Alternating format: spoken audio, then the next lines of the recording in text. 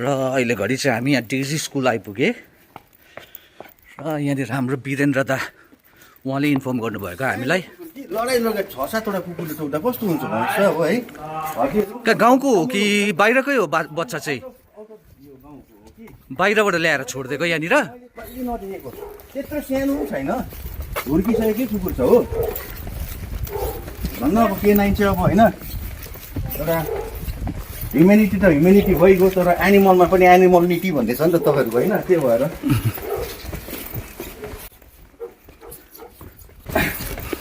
के9 चाहिँ अब एउटा कुकुरहरूको लागि अब है बिचरा निमुका कुकुरहरूको लागि एउटा यहाँनिर छ दादा?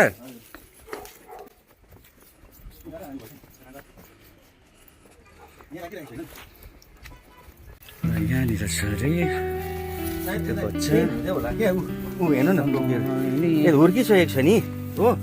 कोस कहाँनिर थियो भाइ? मैले त देखेँ पनि थिइनँ भाइ, यहाँ आऊ न। कहाँनिर कतिवटा थियो कुकुर? 4-5 वटाले झम्टेको यसरी टोक्यो पनि पुरै टोकेर नि यस्तो गरेको भुइँभरि भुइँभरि गरेको। कहाँको रहेछ यो बच्चा चाहिँ? त्यो त थाहा भएन नि। फर्स्ट टाइम कहीँबाट आयो होला घुम्दै क्या। हजुर त्यहाँ नि मैले देख्दा यस्तो टोकेर नि यस्तो भुइँमा यस्तो गरे नि कस्तो।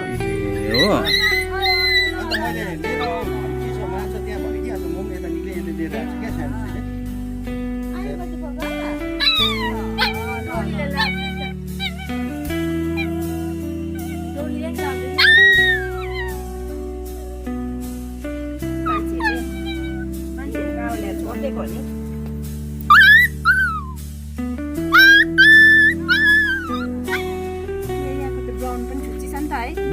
कति मान्छे त झन् कति हो, कति एकजनाले आएर नि फलमले आँखा फुटाइदिएको को हामीले चिनिन पनि। कालोको छोरीलाई टोक्यो भनेर। यो चाहिँ पेन किलर है?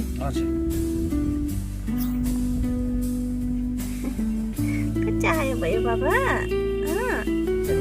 नानीहरू भयो। तर कर्सियङमा है एउटै मात्रै हुनुहुन्छ तपाईँहरू है, यो खोलेर राम्रो गर्नु भने तपाईँले। दादा अरू पनि भएन भने राम्रो हुन्थ्यो क्या। होइन राम्रो हुने तपाईँहरूको, अरूले सक्दैन पनि हो। तपाईँहरूले जति गर्छ नि त्यो सक्दैन। यो रडले गर्ने कुरै होइन, यो त अब भित्रबाट निक्लिनु पर्यो हातबाटै कराएर पनि है।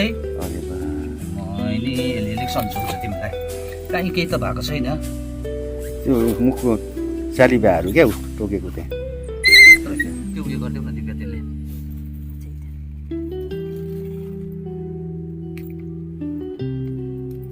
यसलाई राख्नु कि नानी मजाले, भोलिपछि 6 महिना पुगेपछि हामी अपरेसन गरिदिन्छु यसको, ल बच्चा नहुने।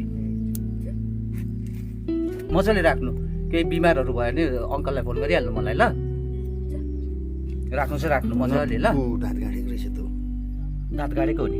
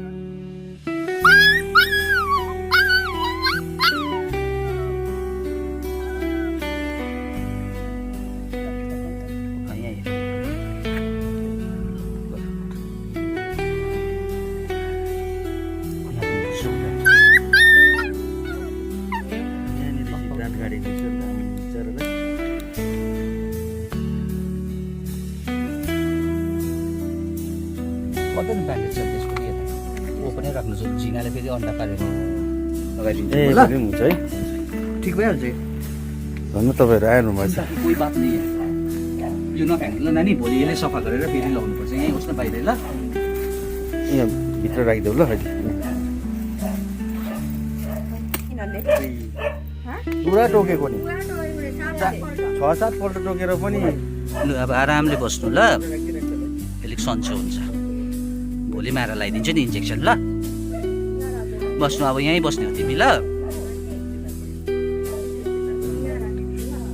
यहाँनिर धन्न उहाँ वीरेन्द्र दाजु उहाँको छोराहरू उनीहरूले रेस्क्यु गरेर उनीहरूले राख्ने यसलाई है राख्ने कि नराख्ने हौ ल यसलाई 6 महिना पुगेपछि चाहिँ हामी अपरेसन गरिदिन्छु नि ल नानी नहुने फिमेल रहेछ केही हुँदैन फिमेल झन् राम्रो ल